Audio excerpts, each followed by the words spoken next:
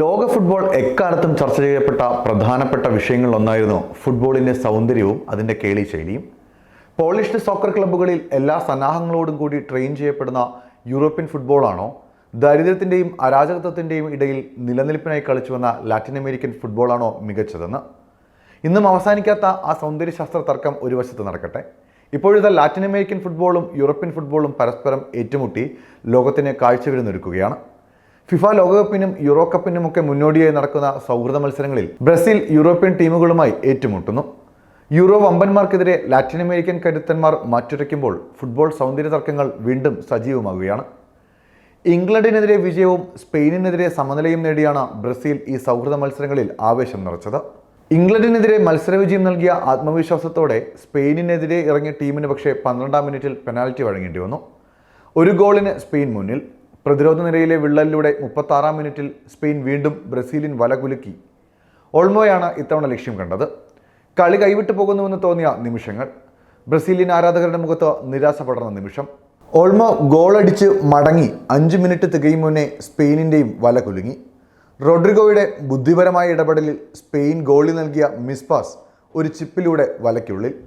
ഗാലറിയിൽ ആരവം. സ്കോർ 2-1 നിൽക്കുമ്പോൾ റോഡ്രിഗോയ്ക്ക് പിന്നാലെ ബ്രസീലിയൻ വണ്ടർ കിഡ് എൻറിക് ഇടംകാലിൽ നിന്നൊരു വോളി.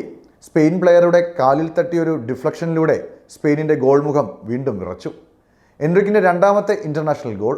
87-ാം മിനിറ്റിൽ ബ്രസീലിയൻ ഡിഫൻസിൽ പിഴച്ചെന്ന ഗോളിയുടെ തീരുമാനത്തിൽ സ്പെയിനിന് അനുകൂല പെനാൽറ്റി. ആദ്യ പെനാൽറ്റി ലക്ഷ്യത്തിലെത്തിച്ച റോഡ്രി തന്നെ ഇക്കുറിയും ലക്ഷ്യം കാണുന്നു. വീണ്ടും തോൽവിയിലേക്ക് കാനറിപ്പട വീഴുമെന്ന് കരുതിയപ്പോഴാണ് ഗലനയെ ഫൗൾ ചെയ്ത് സ്പെയിൻ ബ്രസീലിന് അവസരമൊരുക്കിയത്. പാക്കറ്റയുടെ ഇടങ്കാലൻ പെനാൽറ്റി ലക്ഷ്യം കണ്ടു.